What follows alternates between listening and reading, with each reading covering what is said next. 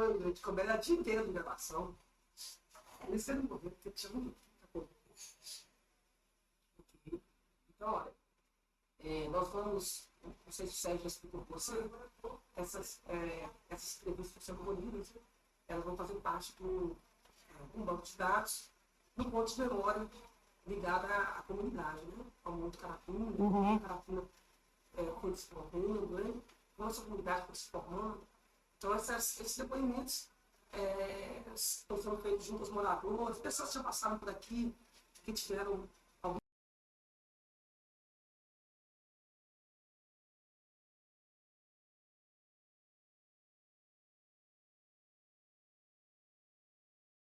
para responder essa informação da sua memória, né? Desse desenvolvimento dessa localidade, o Carapina e da sua comunidade. Essas informações vão estar armazenadas em DVD nesse ponto de memória, né? Lá no Espaço Cultura vamos ter também, a gente vai ter a fita com o DVD também, guardado. Então, essas informações vão estar disponíveis para a comunidade, né? Futuramente você pode fazer uma pesquisa, às vezes até um filme, né, retratando um pouco da comunidade, você vai pesquisar onde?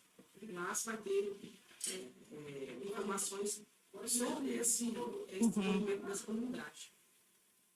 Para começar, não tem problema não, Sérgio, tá? Pode passar, pode andar, não tem problema não, só não pode terminar na fala. Vamos começar com você se apresentando, falando o seu nome completo, a sua idade, falando se você nasceu aqui ou não, se você veio com seus pais e de onde, e por que seus pais, se não são daqui, por que vieram, resolveram vir para a arte. Ok? Então, começando. Meu nome é Giovanni Silva, sou morador do bairro Carapina há 42 anos. Meu pai era de Bejalbinha, veio para aqui por necessidades econômicas, né, para trabalho. E minha mãe sempre morou em Valadares, ou seja, morou um tempo, nascida na roça, e mudou para aqui com 5 anos de idade. Por um tempo, né, minha mãe foi empregada doméstica, trabalhando em casa de família. Meu pai trabalhou em várias empreiteiras, inclusive a empreiteira da Vale, que ele teve que viajar muito. Minha mãe, Noêmia Silva de Almeida, né? E meu pai, Benedito Francisco de Almeida. Já falecido, né? Mas sempre foi um trabalhador honesto e nos passou esse legado. Minha mãe também sempre foi batalhadeira, honesta também, e sempre nos ensinou o caminho certo. E nisso aí nós crescemos aqui no bairro, vendo as dificuldades do bairro e também vendo os avanços que o bairro tem alcançado. Então, hoje eu estou com 42 anos e vi muitas melhoras no bairro. Eu sou um daqueles que, na época do meu nascimento, eu nasci através de parteira. Não tinha acesso a hospitais naquela época. Quem não era casado não tinha o famoso NPS. Então, no caso, tinha que o filho tinha que nascer em casa. Depois se fazia uma triagem, né? Vinha a polícia fazer uma triagem, levava aquela mulher pro hospital. Eu nasci em casa, minha parteira que ajudou a que eu viesse ao mundo, uma delas está viva ainda, que é a Dona Paulina, né, da São José, conhecida como José Trombada, né? Dona Paulina. E uma já falecida, que é a Dona Maria Oleira, já falecida. Então foi assim que eu nasci. Minha mãe, né, envolveu com meu pai, assim, se enamoraram e infelizmente veio a concepção do filho antes do casamento. Aí, no caso, eu nasci ali praticamente pode falar ali no beco antigamente me chamava Beco do Sotote, que era o pai do Gulico. Hoje é o Beco do Gulico ali, né, aquelas casas ali, aquela aglomerada ali. Eu nasci ali. Aquela casa onde eu moro, onde mora o Maçonílio, meu tio, é ali que eu vivi a maior parte do meu tempo, né? Cresci ali com os meninos. E eu nasci, eu não me lembro, né? Minha mãe fala comigo, né? Eu nasci com 3 horas de atraso. E a questão, assim, foi um tumulto naquela época, porque pensava que queria morrer eu e minha mãe, né? Por causa da gestação difícil. E aí esse pessoal começou a ter um trabalho ali para que eu nascesse. Diz minha mãe que eu nasci bem roxinho, né? Quase que à beira da morte, com um cordão umbilical enrolado no pescoço, mas nasci. Aí, depois desse nascimento difícil, houve, né? Comecei a crescer uma criança saudável e tal, mas diz minha mãe que aos 6 meses de idade, eu já andava e caminhava tudo quanto é canto. Eu ia pra lá e pra cá, era muito espolento, como dizem, né? E aos 1 ano e 11 meses, e aos 11 meses de idade, eu fui acometido de paralisia infantil. Houve um surto aqui em Valadares na época, e várias pessoas foram atingidas, né? Inclusive, eu tenho alguns amigos, né?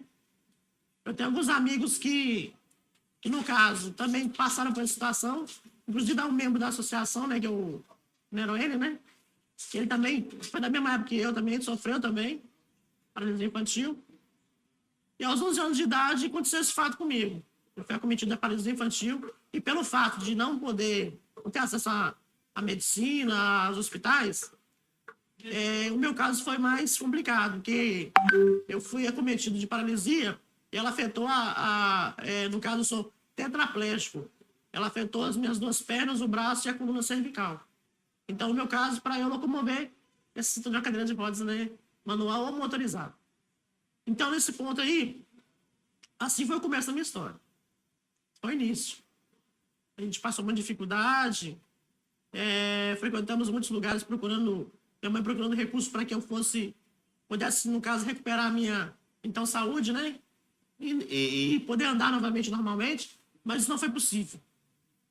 Todo médico procurava, sempre tinha um que ficava enrolando, aí minha mãe procurou um que falou claramente com ela, olha, o caso do seu filho é irreversível, só um milagre, para que ele volte a andar novamente normalmente. Mas aí, eu também, na época, ele me chamou para conversar comigo em particular, esse médico, e falou, Giovanni, eu tenho que falar para você. E eu achei até estranho, porque eu era não uma criança. Eu acho que eu calculo, né, que eu não guardo muito bem datas, né? Mas acho que uns 6 para 7 anos. E ele foi muito sincero comigo, Giovanni, no seu caso, é só um milagre. E tal, você vai ficar chocado com isso? Não, de forma alguma. E ele tinha um trabalho que era feito antigamente, que as crianças que tinham algum tipo de problema de coordenação motora, que era o meu caso, eu não conseguia ficar sentado, como eu estou hoje. Para eu sentar, tinha que ter alguma escola, alguma coisa assim. E o recurso que naquela época era muito pouco. Aí que era feito? Era levar essa criança para Belo Horizonte, porque ela tinha todos os recursos. Hoje, graças a Deus, está aí. Temos aí grandes centros de ortopedia, temos muitas melhoras. Mas naquele tempo não era assim. E nesse ponto aí, ele falou, se o seu pai quiser, sua mãe, mandar você para Belo Horizonte, vai para descansar um pouco com eles também. Aí meu pai logo falou na frente, não, eu não estou cansado do meu filho, não. Se ele for para lá para melhorar, eu quero, mas se for para ele ficar do jeito que está, eu te cuido dele aqui mesmo. Aí perguntou para mim e falou assim, não, eu quero ficar, não vou para BH, não. E assim começou. A trajetória, assim, a gente procurando sempre se adaptar ao sistema que nós moramos. Morei naquela rua ali, né, em Apim, até praticamente os meus 6 anos, 7 para 7 anos. Até os meus 7 anos de idade. Depois disso aí, antes de completar os 7 anos de idade, eu morei na Ruiara. E na Ruiara eu morei até os 9 anos. Com 9 anos, no final dos meus 9 anos, foi em 1979, em dezembro de 79, que eu mudei para aqui para Caratinga, para a Rua Caratinga, onde eu moro até hoje, né? Lá para cá sou o quê? Sou um pouco ruim de matemática, né? Estou com 32 anos, né? 33, né? Então, há 33 anos eu moro aqui na Caratinga. E aqui a gente tem ganhado, assim, um carinho da comunidade, né? A gente tem, assim, bons relacionamentos. Tem alguns aí que a gente, de vez em quando, tem alguns probleminhas, mas nada que fique, assim, pendente. A gente conversa com as pessoas depois, para não se tornar inimigos, né? Assim tem sido minha trajetória até hoje. A gente convivendo aqui com a comunidade e ganhando respeito, né? E um carinho da comunidade também. Tenho vários amigos aqui, graças a Deus. Inclusive, né, ontem, né, tivemos uma reunião a respeito da nossa comunidade para ver o que pode ser feito para melhorar. Não temos cansado de batalhar por isso. O pessoal fala assim, porque você não quer ser um vereador do bairro? Nos ajudar? Não, no momento eu não quero mexer com isso.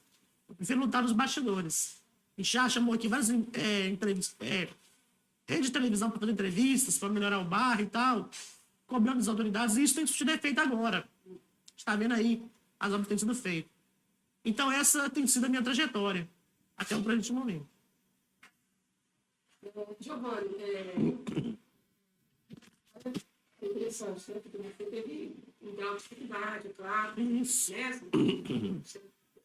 Você disse, você, por pouca idade, já foi cometido por uma idade que te limitou alguns movimentos seus. Isso. Né? E talvez, por você já ter pouca idade, você soube transformar isso e buscar a sua vida e tocando. E hoje até um livro comunitário, né? Consegue mobilizar e tal. É interessante. Porque a gente que tem todos os movimentos não tem a cabeça, né? Ah, tá. E falam isso, né? A gente está tentando. Não, isso é legal. Giovanni, como é que era?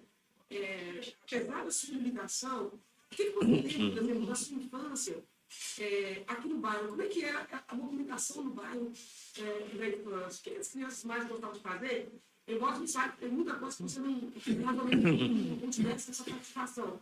Mas você via o movimento, né? Como é que era esse movimento? Olha, a gente tinha um hábito, por exemplo, né? Quando ali na rua Ipiranga, né? Inhapim. No Inhapim, nós tínhamos um hábito ali que era interessante, que hoje não se vê mais. Eu, no caso, eu ficava de fora só olhando, né? Mas eu tenho uma irmã, que hoje mora em São Paulo, né? Que é a Helena. Ela, assim, ela é 2 anos mais nova do que eu, mas a gente é muito ligado. E a gente morava todo mundo junto, né? E nós tínhamos uma ligação muito forte. E ela tinha uma liderança muito grande sobre os meninos. E tínhamos o hábito de brincar de roda. Aquele hábito porque era muita criança que tinha ali no famoso, né? Hoje, Beco do Gulico, fala Beco do Gulico. Mas antigamente era Beco do Seu Tal, o pai do Gulico. E era muita criança que morava naquelas mediações. E fazia isso ali, brincadeira de roda, pique-pega, pique-esconde, esse negócio que tinha naquela época. Hoje não se vê isso mais. Hoje as brincadeiras das crianças hoje é um videogame, ou então fica parrafando, correndo atrás do outro brincando, mas não é uma brincadeira mais saudável, não tinha isso na minha época, né? Acho interessante isso. E a gente tinha esse hábito de reunir todo final de tarde, né? As crianças se reuniam das 5h30 em diante, e ficar brincando até uma base de umas 7 horas, 8 horas, 7h30, 8 horas, brincando ali. E os pais, enquanto isso, ficavam conversando ali nos portões, e as crianças brincando. Não tinha confusão, não tinha briga. Era uma coisa muito interessante, que hoje não se vê isso mais. Nós também tínhamos o hábito, também, os meninos, de brincar de soldado, né? Indinho, soldado. Era uma brincadeira saudável. E hoje, no caso, você vê o quê? Igual eu acompanhei há pouco tempo agora, hoje as crianças fazem o contrário, né? Pega um cano, um pedaço de PVC, coloca um balão, né? Coloca a pedra e fica jogando no outro. Isso pode acarretar de uma cegueira, né? Ou machucar. Não tinha isso na nossa época. Era uma brincadeira saudável, a gente brincava de uma maneira saudável. Hoje você vê que a brincadeira hoje leva muito para aquilo que é quase real. Então, eu tenho saudade desse tempo, de ver as crianças brincarem novamente. Hoje, o referencial da criança hoje não é mais a brincadeira saudável.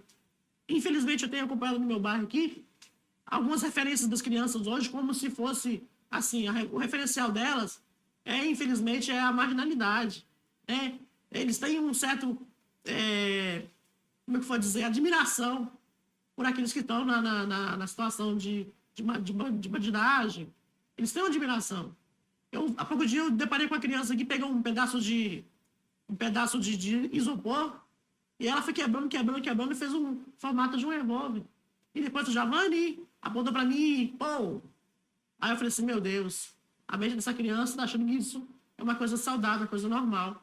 Aí eu chamei essa criança, não faz isso não é bom para você, o pai do céu não gosta, brincando com ela, né? E ela quebrou aquele projeto de arma.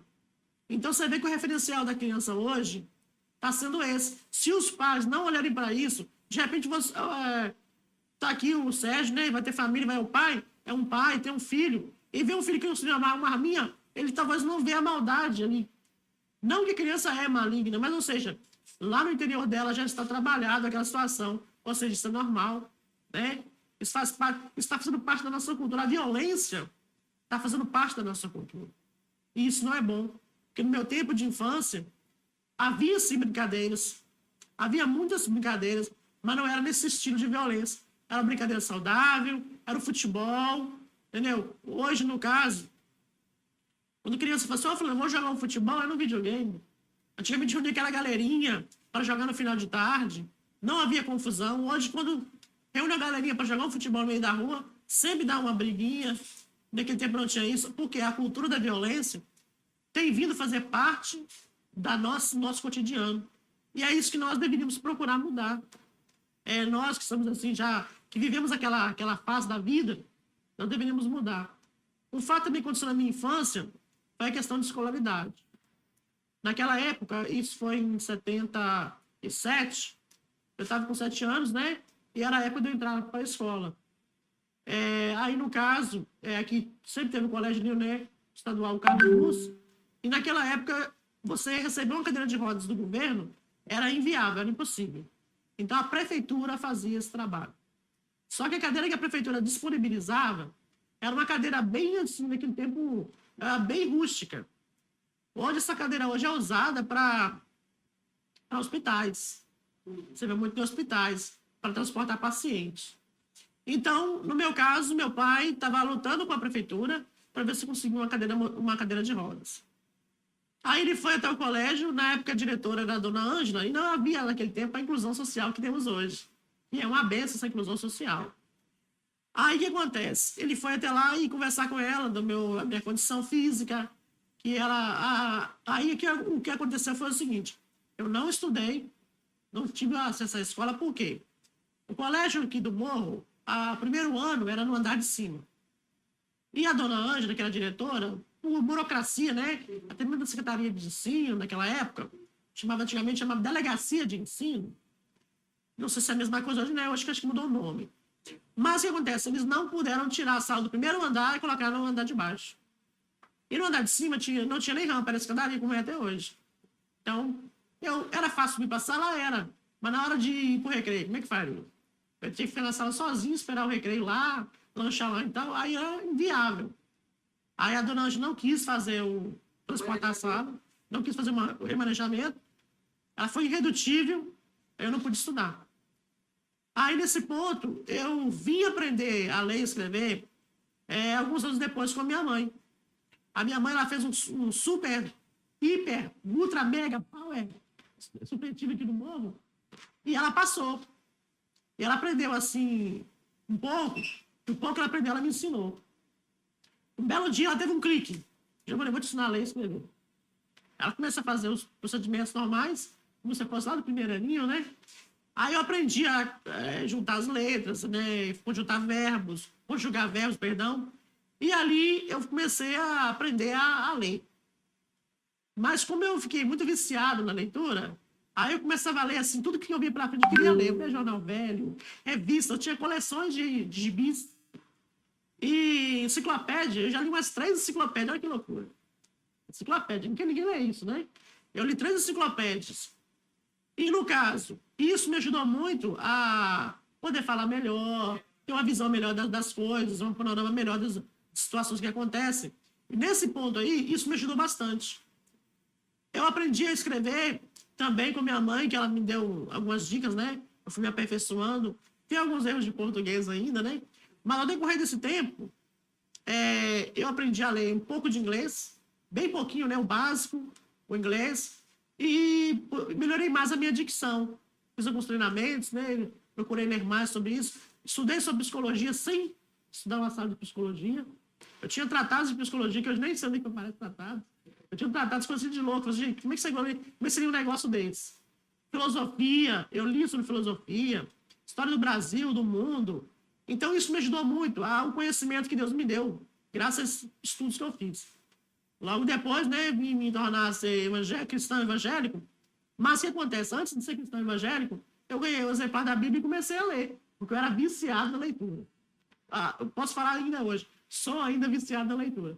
Se você me passar um livro, enquanto eu não leio aquele livro e saber o conteúdo dele, eu não fico satisfeito. Então, foi assim que isso fez parte da minha infância. Esse fato, naquela época, eu não tive acesso à sala de aula por esse motivo.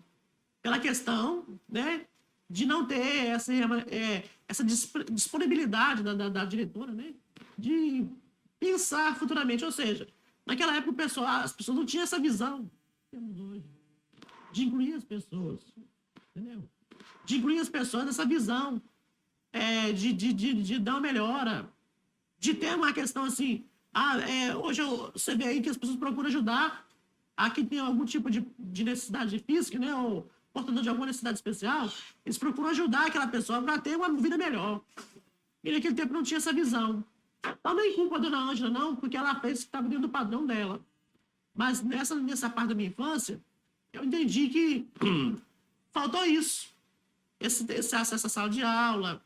Eu mesmo, tipo assim, hoje eu tenho ajudado muitas pessoas com matérias que gente, se fosse analisar bem, eu sou um Mobral alfabetizado, né? Tipo, analisar. Até que hoje não tem esse nível mais, né? Você fala que a pessoa aprendeu a ler e escrever, ele é alfabetizado.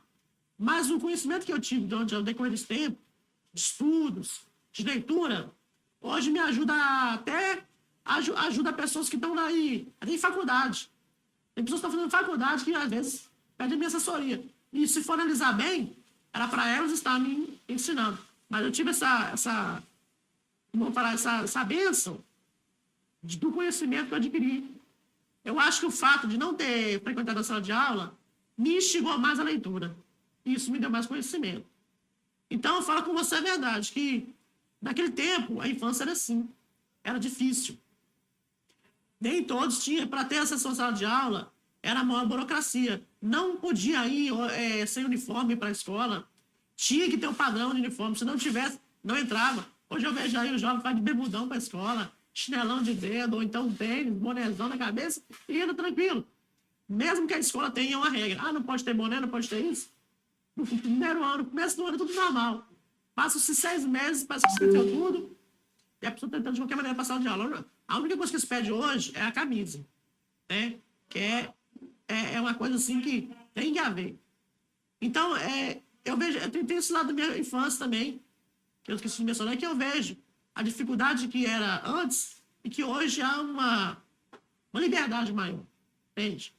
Então, é isso aí. Você falou do beco do Totti, agora é beco do... Por que era beco do Totti, agora é beco do Gulico? Porque se chamava beco por quê? Era um beco, na verdade, e de lá das casas. Tinha 2 banheiros, né?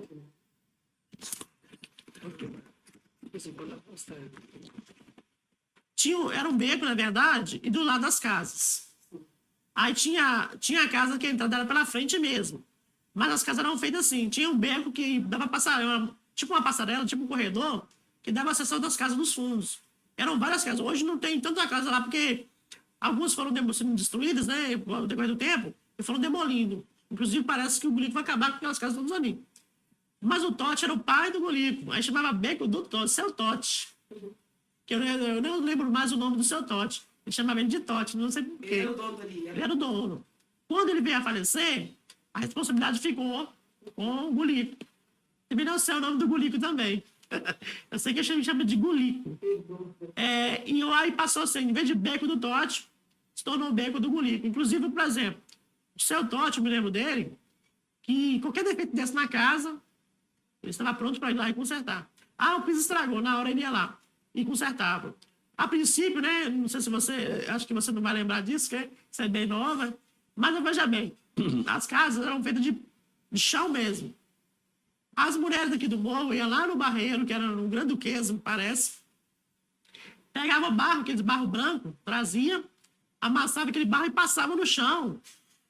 Aí fazia esses desenhos com outro tipo de barro, né? Fazia algum tipo de pintura. E depois que passava aquele barro que secava, ficava como se fosse um piso mesmo. Muito bem, assim, parece estar encerado. Era uma coisa interessante, tudo feito na mão. Tinha um hábito das mulheres aqui também do morro, que não tinha pouco lugar de água encanada. Elas iam lavar roupa lá no Rio Doce. Tinha uma parte do Rio Doce, né? A minha mãe mesmo, que eu sou de... Várias vezes foi. Eu tava aquele grupo de mulheres e iam levar aquelas trouxas de roupas, né? E lavavam no Rio Doce e voltava. Lá quarava, lá secava e voltavam. Todas felizes. Como se fosse uma maravilha, né, naquela época. A dificuldade, que a pessoa não olhava dificuldade. Essa questão de passar barro no chão Depois que veio, né, o seu Totti, na época, ele inovou no piso de cimento mesmo, liso, e veio a melhorar muito. Mas a princípio era barro mesmo, piso de barro. E qualquer defeito desse na casa, como eu falei, ele estava pronto para consertar. Quebrou uma tranca da janela, ele vinha lá e consertava. E tinha um cuidado especial com o pessoal. E também, naquele tempo, ele tinha uma caixa d'água lá, não sei se tem essa caixa d'água ainda, que é a história dessa caixa d'água. Ele fez uma caixa d'água de cimento para armazenar água para que o povo do beco não passasse dificuldade. Por quê? Ali onde é aquela bola d'água era que abastecia todo o Carapina. Mas às vezes faltava água. Então o que ele fazia? Quando a água chegava na bola d'água, ele ligava lá e enchia o reservatório. E quando tinha água na bola, aquela bola d'água ali, o pessoal usava ali direto, né? Quando acabava, já usava do reservatório. No tempo dele, com pouco recurso, ele foi uma pessoa que tinha uma visão muito ampla do que é hoje. Então, tipo assim, era um tempo ali naquele lugar que a gente morou, foi até os meus 5, 6 anos de idade, quase aos 7, que foi um tempo muito bom. Apesar que não havia luz, usávamos lamparina. Não sei se você sabe o que é lamparina. Comprava-se a famosa querosene, fazia-se um pavio, embebia de querosene, colocava uma lamparina com um pouco de querosene, esse pavio era colocado lá no fundo para embeber mais querosene e acendia o pavio. E ali aquele fogo acendia e clareava a casa. Apesar que depois ficava aí aquela marca de queimadura na parede, a gente ficava com o nariz todo cheio de marca de querosene que queimava, né? Era uma coisa interessante. Mas a gente era feliz, não sabia. Mas, lógico que a modernidade trouxe muita coisa boa. Não havia televisão aqui no morro. Quando a energia chegou aqui, a primeira... Eu esqueci, acho que o meu nome da mulher, gente. Teve uma mulher aqui no morro, foi a primeira a ter uma televisão. O pessoal fazia como na janela da casa da mulher. Hã? Eu morava ainda lá no Beco do Gulico ainda. E ela morava mais pra cima, eu esqueci o nome dela. Se não me engano, é a esposa do Cosme. Se não me engano. Eu esqueci o nome dela agora. Iracema do Cosme. Se não me engano, é ela mesma. O pessoal ficava na janela dela pra ver a televisão. Era tipo assim, pra quem ligava lá, era como se fosse um cinema. Juntava pessoas na janela pra ficar olhando lá pra dentro, só pra olhar. Ia ver de longe. Era uma televisão bem ampla na época, aqueles caixotão bem grandes, né? Então, tipo assim, e ela era a única que tinha TV a cores ainda. Aquelas válvulas desse tamanho. Válvula, menina, era uma coisa absurda. Coisa, como eu falo, era uma coisa de maluco mesmo. Ao mudar para Ruiara, lá tínhamos luz, né? O vizinho cedeu a luz, que hoje é proibido isso, né? Mas o vizinho lá cedeu a luz para nós. Nós colocamos na nossa casa, mas nosso pai comprou uma televisão. Ainda preto e branco, que a cores era muito cara. E válvula ainda. Eram umas válvulas enormes. Quando queimava, o próprio dono podia trocar a válvula, né? Então é o seguinte, eu lembro dessa... Por isso o beco lá era chamado Beco do Seu Totti, o pai do Guli. Eu não me lembro o nome do Seu Totti, né? Homem muito bom, honesto, sempre se preocupado com os moradores. E quando eu mudei de lá, ele ainda era vivo. Ao mudar de lá, passou-se um tempo, ele faleceu, aí o seu Gulico lá tomou a responsabilidade de cuidar dos moradores das casas. E a casa que eu morei... E a casa que eu morei hoje mora o meu tio, Maçonilho. Existia o Beco do Totti, você falou da Iracema, da questão da TV, né? Eu tenho uma curiosidade, porque às vezes a gente ouve falar assim, buracão, não sei o quê, né? Tem alguns lugares no morro, em Carapina, que tem um nome que identifica, um apelido que a própria comunidade colocou. Você consegue, assim, mapear mais ou menos o morro e pensar nesse tipo, falar um pouco disso? Tinha o Beco do Seu Totti, tinha o buracão, você tem como fazer essa... O Cantinho do Céu aqui, né? Conhecido como Cantinho do Céu, aquela parte ali. Onde que é essa parte do Cantinho do Céu? Você fala que você não chama essa rua aqui? Da casa da mídia aqui? Subindo pra casa de geral. Tá no Mirim. O Cantinho do Céu é bem lá na frente. É quase chegando lá no PSF. O que chamava Cantinho do Céu? O pessoal falava que ali era o fim tipo assim, porque tipo assim, era um barranco muito grande e já tinha praticamente acesso ao outro lado. Aí falava Cantinho do Céu por quê? Porque ali encerrava. Esse aqui é o Cantinho do Céu. Mas falava o céu porque é o céu mesmo. Não é porque é uma maravilha, um paraíso, não. É nomes que se davam. A Cantinho do Céu. Tem um beco lá de cima que já é calçado Beco do Cruzeiro.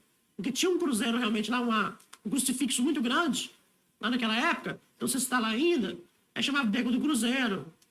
O Buracão mesmo não tinha esse nome, né? Esse nome veio recente. Por causa da situação que a própria comunidade, alguns da comunidade colocou o nome de Buracão. Buracão é um nome pejorativo, né?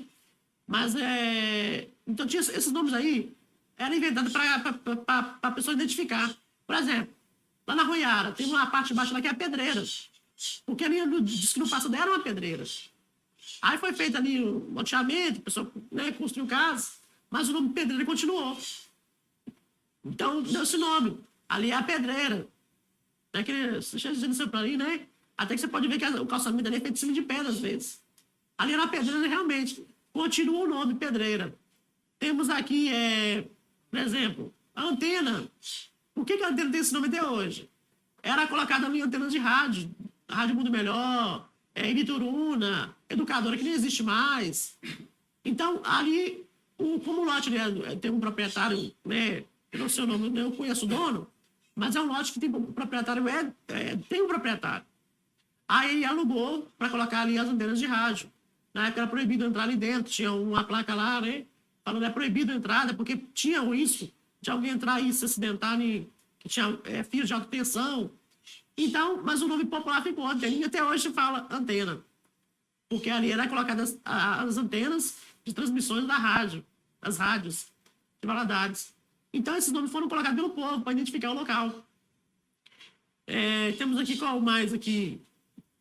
Tem vários outros becos aqui que eu não conheço, que nunca fui, mas que ao passar por esses becos também tem algum nome. Se você perguntar para um morador mais antigo, por que tem esse nome aqui? Aí vão falar. É por causa de tal época, aconteceu isso, aquilo, outro. O Carapina. Por que o bairro Carapina chama... uma parte do morro hoje só é Carapina.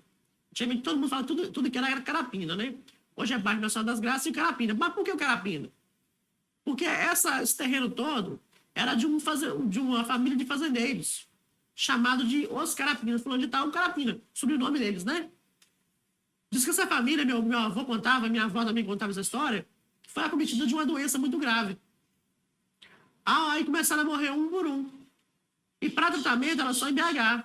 Aí o que eles fizeram? Parece que eles venderam esse lote aqui todo, a prefeitura, inclusive muitas partes aqui só ainda era verde ainda, e a prefeitura ia lotear isso aqui.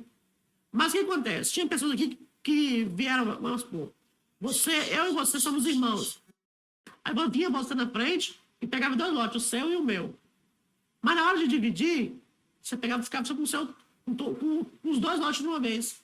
Tem gente aqui que tem casas maiores, lotes maiores, e outros tem lotes menores. Por quê? Porque foi mal dividido na época.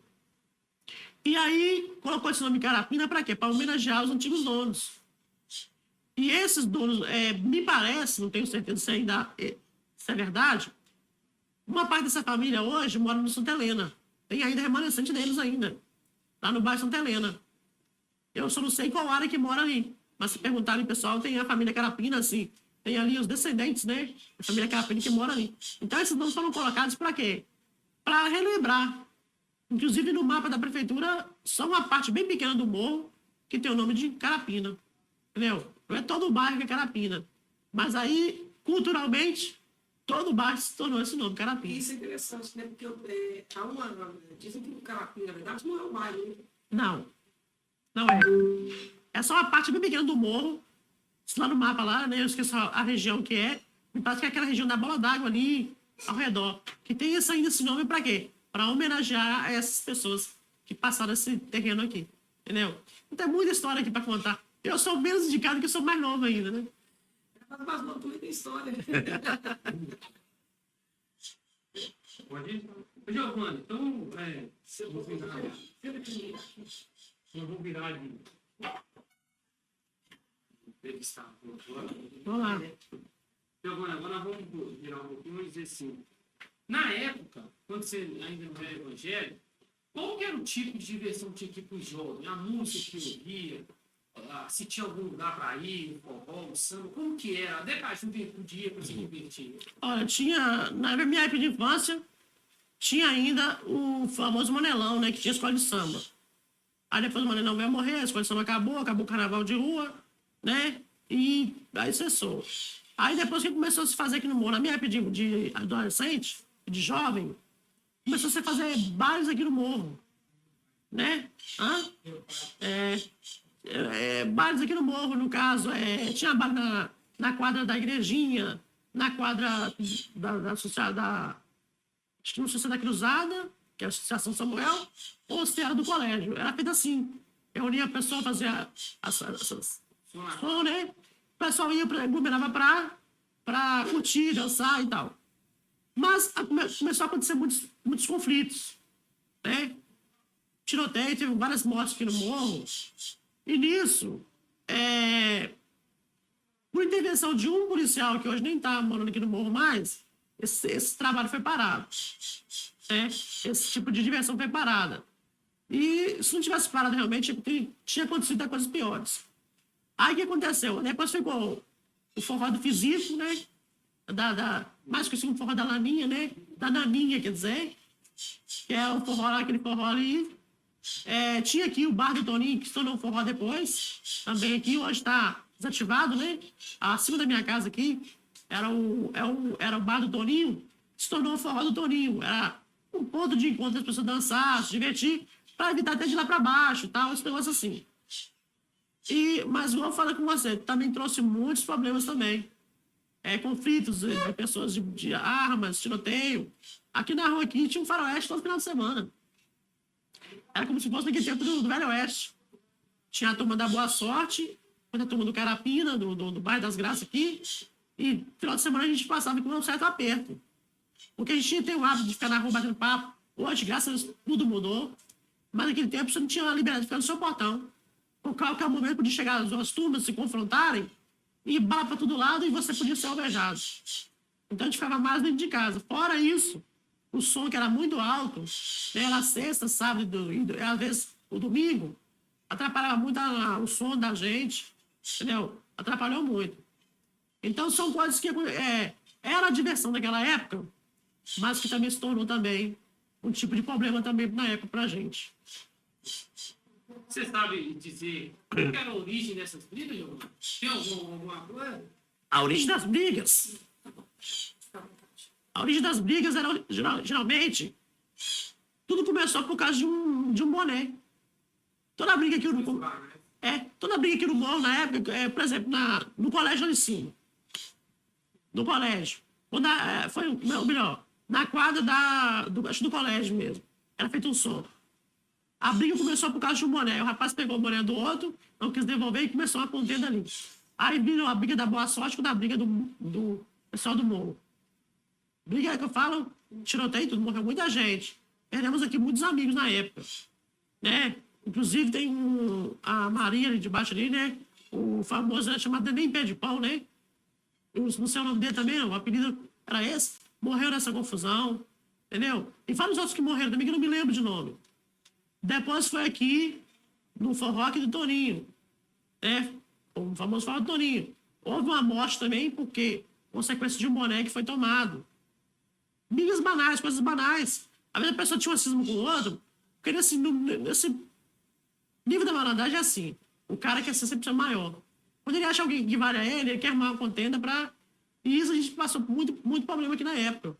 Era briga sempre por causa de um cordão. O cara mexeu com a mulher do outro. E aí começava a briga, começava a guerra. E nessa guerra, o que acontece? Sempre vai juntando mais outras pessoas. Outros que vão se juntando, nem sabe porque começou a guerra, já entra no meio. Eu também não gosto do lado. E aí começa a guerra, começava a guerra.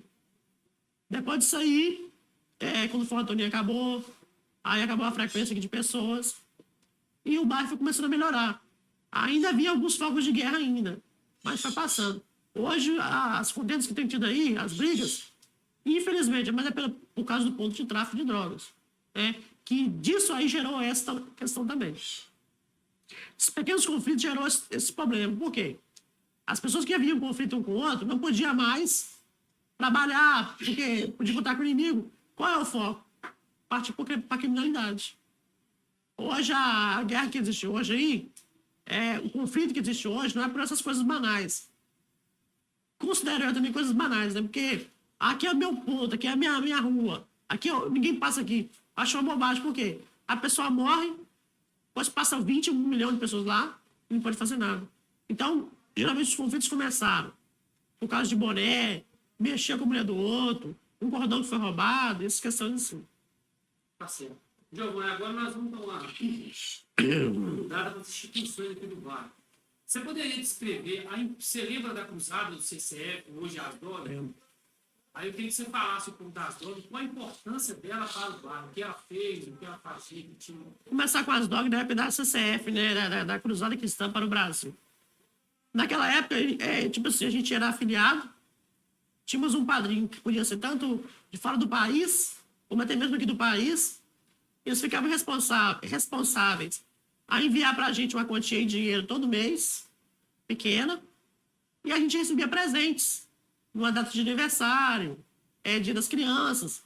Aí o padrinho olhava assim, olhava para a sua necessidade e mandava um presente. Podia ser em material ou em dinheiro, mas geralmente mais em dinheiro.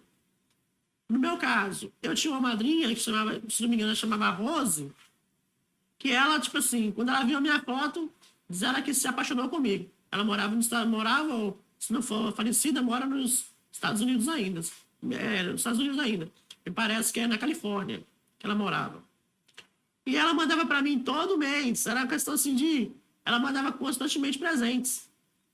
E ela mandava para você um presente porque eu senti vontade.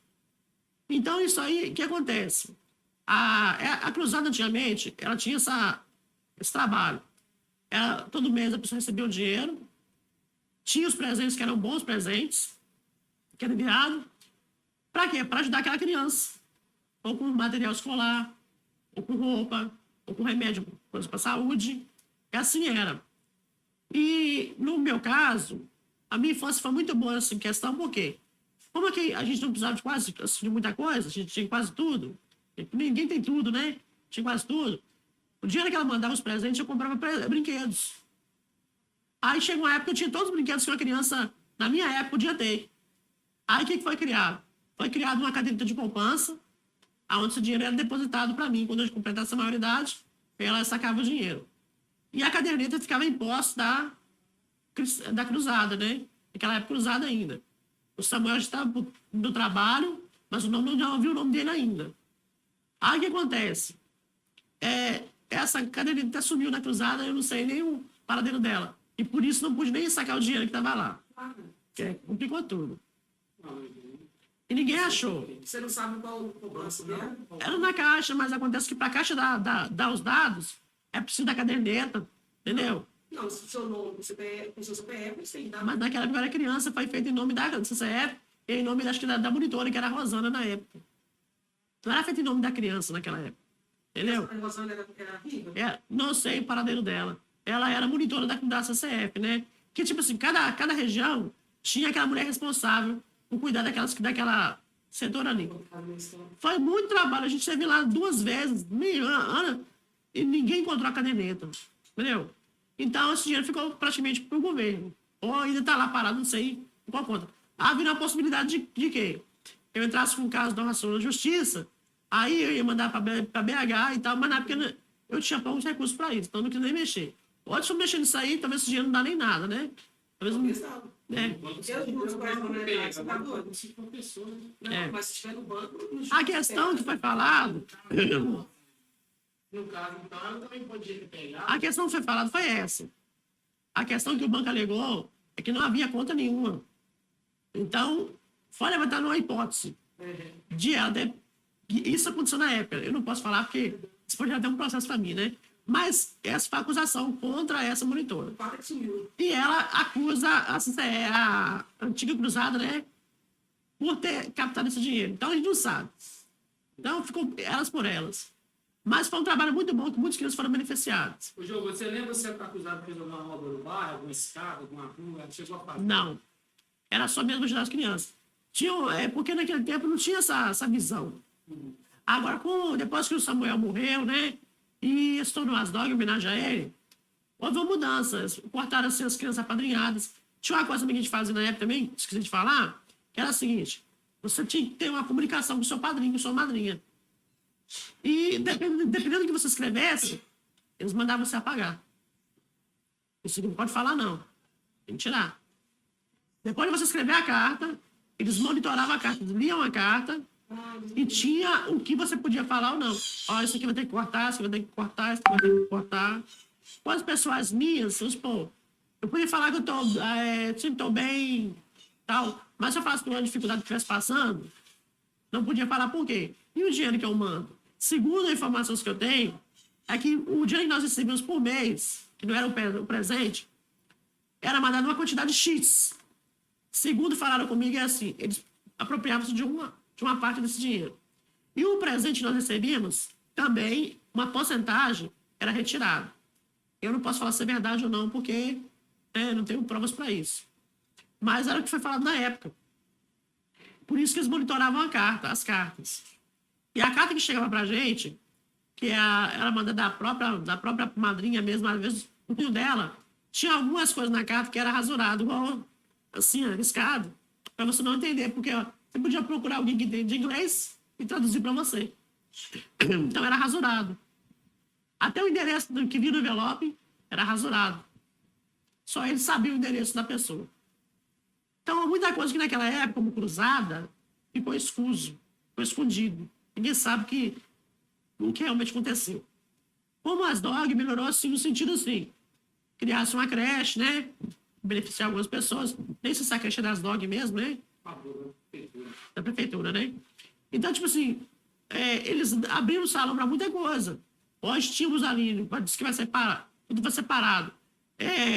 Curso para criança, né? De gesso, negócio assim. Isso ajudou muito. Criação. Tínhamos a recreação naquela época da CCF, das DOG, que era o futebol para as crianças. Isso foi parado, né? Então, naquela época foi parado, muita coisa mudou. Então, eu já agora assim, talvez no último tempo, a gente queria fazer assim, eu queria que você falasse, assim, igual você falou anteriormente, falou que você nasceu através de uma parteira. Então, eu queria falar aqui no bairro, as pessoas tinham os hábitos, tinha bezendeira, tinha parteira. Você lembra disso? De algum? Tinha. A dona Marioleira era bezendeira. A dona Paulina até hoje é benzedeira. Ela está viva ainda. O seu Mané Preto também era um dos benzedores. Inclusive, na época, eu queria aprender com ele a ser benzedor, né? Depois eu descobri que o negócio não era tão bom assim, né? Eu falei, não, melhor ser evangélico mesmo, tá bom. Porque mexe com forças ocultas, né? Na verdade. A benzeção, ela mexe com forças ocultas. Então, eu quero até aqui, me desculpe os benzedores aí, né? Mas quero deixar aqui registrado o seguinte. Quem faz benzeção é a pessoa que, ao invés de você passar por um benzedor, procura uma igreja evangélica e pede oração. Porque a benzeção, quem benze a pessoa, ele tira o problema e coloca outros 10. Eu falo para você por essa experiência. Eu fui benzido pelo seu finado Mané Preto, né? E ele colocou em mim 7 espíritos malignos, depois da benzeção. Então, tem um lado pejorativo do negócio. Tá? Então, existia tudo isso aí. Existia benzedor, existia também, igual você falou, a parteira, essas pessoas assim. Geralmente, os parteiras tinha também essa outra função de benzedor. Você lembra de algum remédio, que a mãe dava para criança, que na época o recurso era mais escasso, não tinha farmácia, algum remédio de marca? A gente, tipo assim, tinha, né, como tem alguns ainda tem o hábito, de plantar aquele coejo, né, hortelãs e pimenta, hortelãzinha, para fazer chá para as crianças. Tinha esse hábito. Inclusive, a minha mãe, mesmo na época que ela plantava. Ela plantava aqui lá em casa, quando algum vizinho passava, tinha uma criança pequena, e passando mal, vinha, tem coejinho aí, hortelã-pimenta, pequenas coisas. Hoje não vê muito esse hábito mais, mas tinha muito esse hábito aqui. A dona Nininha aqui, né, a falecida dona Nininha, ela tinha ali uma plantação enorme de todo tipo de remédio. O pessoal passava um tipo de problema, ia lá, ela tinha lá o remédio. E ela não cobrava por isso, ela doava, ela fazia por amor à plantação mesmo, e por querer ajudar. E não só ela, tinha mais pessoas que não me lembro o nome, não me recordo o nome, que tinha esse hábito. E por quê? Como você falou, era difícil o acesso ao remédio da farmácia, não é como hoje, né? Então, os recursos eram realmente nessa área aí. Procurar alternativas. Os remédios, a medicina alternativa, que é a medicina, no caso, né, pelas plantas. Está muito dado isso. Giovanni, nós temos aqui cerca de 10 minutos. Nós vamos deixar esse restante agora para você falar a história da igreja. Não, só antes, a igreja, talvez, entrando dentro disso aí, que eu ia tocar nisso, da religião, né? Como um todo. O que eu costumo falar é que a história das comunidades, de vida de comunidade, está ligada também às religiões. Né? Então, você tem o cristianismo, você tem o espiritismo, você tem as religiões afro, né? Que é e tal. Nesse período seu de vida, né, nessa comunidade, o que você viu acontecer e desaparecer aqui, que tinha e que hoje não tem, né? Como você lembra dessa constituição religiosa da comunidade, das manifestações religiosas pela comunidade? Olha, uma das coisas que eu tenho visto para desaparecer de pouco a pouco são os terreiros que a gente fala aqui de macumba, né? Na verdade, de candomblé, né? A cultura aqui fala macumba. Eu tenho visto desaparecer. Por exemplo, tinha aqui a dona Mesina, né? Chamava de Centro da Dona Mesina, ali na Rua Boa Sorte. Antes dela morrer, ela e o marido, ela, no caso, se converteu ao evangelho e ela mesma parou com o negócio. E os filhos dela continuidade, mas não deu certo e parou também. Então, ali na Pedreira tinha 2 centros de macumba, né? Ou de candomblé, que um ainda resiste lá, mas o outro também cessou. Então, eu tenho visto que isso aí culturalmente tem desaparecido. Porque a Igreja Católica aqui não é apenas muito forte. Hoje eu vejo uma certa dificuldade, porque os que são católicos não são realmente praticantes, né? Vão lá na igreja muito raramente, mas a Igreja Católica era muito forte na minha época de infância e juventude, era muito forte. A maioria aqui era predominantemente católica. Pelo fato dos católicos estar se afastando mais do catolicismo, eu falo da prática, né? Aí, ou seja, alguns se converteram ao evangelho, outros são católicos, mas não praticam o catolicismo. Então, isso aí ela tem se enfraquecido um pouco, mas continua bem firme ainda. O que eu vi crescer muito foi a igreja evangélica, no sentido de que, no começo, a minha igreja, por exemplo, ela começou ali naquelas casas do seu Nazinho ali, né? Não tinha aquele muro na frente, era tudo aberto. Ali surgiu, que eu me lembro, a minha igreja, que é a Batista, naquele tempo era Batista do Calvário, né? Porque hoje nossa igreja é emancipada, ela não depende mais do Calvário. É uma igreja que ela teve o pastor Edivaldo, né, que era o pastor que fundou as igrejas Batista do Calvário, ele emancipou as outras igrejas, ou seja, a igreja que tivesse condições de, com recurso próprio, se manter em água, aluguel e tudo, ela poderia, no caso, a se manter sozinha. Não precisava mais de estar ligada ao Calvário. Aí a nossa igreja é emancipada. Hoje, no caso, a nossa igreja ela tem recurso próprio. E ela começou ali, nas casas do Sonazinho, ali naquele aglomerado do Sonazinho. Outra igreja que eu vi começar ali nas casas do Sonazinho é a igreja wesleyana. Começou ali, depois comprou aquele terreno lá onde foi feita a igreja, era bem lá embaixo, agora levantou-se um andar, né, um patamar, uma laje, e fez por cima ali, mas começou bem lá embaixo, começou também ali nas casas do Sonazinho. Metodista wesleyana. Ali na esquina ali, ó. Porque tem outro metodista em cima. Não, ali é a Metodista Bela Vista, Metodista do Brasil. Aquela metodista ali também, me parece. Ela é uma das mais antigas. E parece também que começou também ali nas mídias do Sonazinho também, se não estiver enganado. Ele sempre deu prioridade para se fazer culto lá dentro. É uma coisa que atraía pessoas também, né? Era uma coisa, na época, era muito forte. Quando a igreja começava, a aglomeração era enorme. Eu lembro que quando a minha igreja era lá, eu participei de cultos lá que ali lotava de gente, até lá em cima. Era uma coisa interessante. E também, naquele tempo, não havia muitos recursos como tem hoje, né? Então, o pessoal tinha aquela curiosidade. Conclusão, a minha igreja comprou esse terreno aqui, e daqui foi construindo, né? E tal. O meu pastor, o pastor Zemar, hoje, eu acho, não tenho certeza, assim, tenho quase certeza absoluta. Os pastores daquela época, ele é um dos mais antigos hoje em exercício aqui no Morro, né? Porque a Metodista Bela Vista trocou de pastor, né? Do Brasil. A Metodista Wesleyana também está com pastor novo. E a Chamas do Avivamento também, que começou ali naquele mesmo local, mas bem lá embaixo, depois bateu lá, depois por cima, tinha o pastor Manel. E o pastor Manel hoje também não está trabalhando, né? Está em outra igreja. Hoje outro pastor está lá. Hoje é um amigo meu, Claudemir, que começou também na Chamas, que é pastor lá. Então, a questão toda é essa. Dos pastores em exercício, hoje, o pastor Zemar, que é o meu pastor hoje, né? Ele é um dos mais antigos. E porque da nossa comunidade, né, Batista, assim, o pastor trabalha ali, há certo tempo, quando ele vê que não dá realmente para ele mais, ele sai e vem o outro, né? Mas ele está sempre disposto, né? Apesar da idade, mas ele está sempre disposto. Então, o que eu vi crescer muito aqui no Carapina, ou no bairro das Graças, toda nessa região aqui, a nossa comunidade é a igreja evangélica. Apesar que tem muitas outras igrejas que se levantaram aí, que se tem um rótulo de evangélica, mas não é evangélica, deixa a desejar algumas situações, mas, assim, de pastores que se dizem pastores também, e infelizmente não são pastores, e deveriam rever isso aí. Mas eu balizo aqui 4 igrejas, balizo. Assembleia de Deus, Metodista Bela Vista, Wesleyana, ou melhor, vou colocar 5. Chamas do Avivamento e a Batista minha hoje, que é Batista Monte Carmelo. Antigamente era Batista do Calvário. Giovanni, sim, eu vou deixar aqui 3 minutos. Eu queria o seguinte, vamos começar.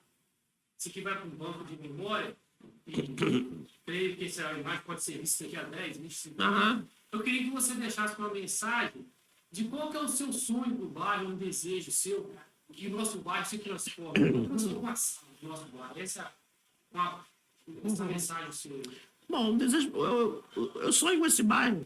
Meu sonho, há uns 3 anos atrás, Deus me deu um sonho com esse bairro. Não sou pastor, sou apenas um pregador da Igreja Batista Monte Carmelo, mas não sei se futuramente Deus tem isso para mim. Eu sou um pastor dessa igreja, ou eu sou um pastor aqui nesse bairro. Mas o meu sonho é que eu ver esse bairro, que é tão marginalizado lá embaixo, né, no centro, em outros lugares é importante, é um bairro muito marginalizado. Quando você fala assim, a questão do Carapina, até para trazer um pregador aqui é difícil. Carapina, lá mata um de manhã e guarda outro para matar à tarde. O meu sonho é que esse bairro venha a ser conhecido lá embaixo, né, nos grandes, no centro da cidade, ou em todo o Valadares, como um bairro referencial. Em matéria de estrutura, como estamos vendo aí acontecer, em matéria também de um bairro que tenha comprometimento com Deus e comprometimento com o próximo. As pessoas assim, nós sabemos que é utopia pensar numa paz geral. Nós sempre tem conflitos.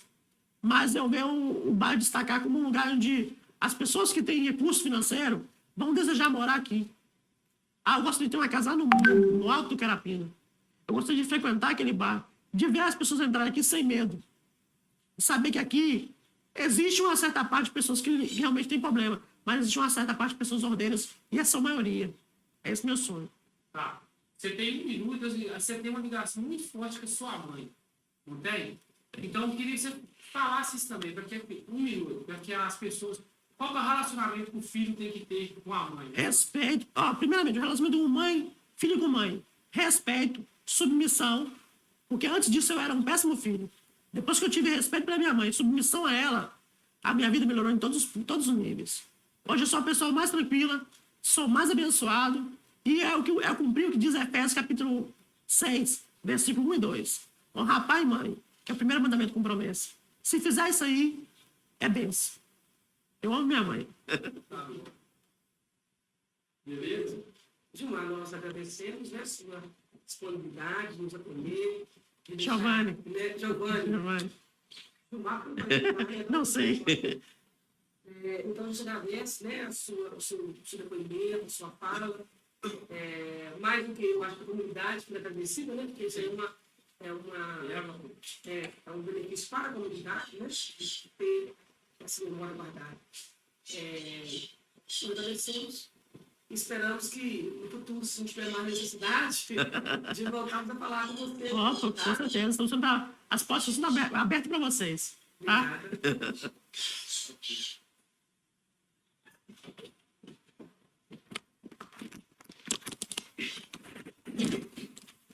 A você. Sorria, você está... Na comunidade. Até comentei com algumas pessoas que, gente, é um trabalho que ninguém se pensou isso antes. Isso realmente é um trabalho que futuramente vai servir para muita gente. Ele tem esse viés, né, de deixar mesmo a memória salvaguardada. Né? Tenha paciência comigo aí. Não, que isso. Até parece, você fala muito bem. Tem boa memória. Nós, todos falassem assim, ah, bom demais. Obrigado, viu? Tá conversando ninguém tá.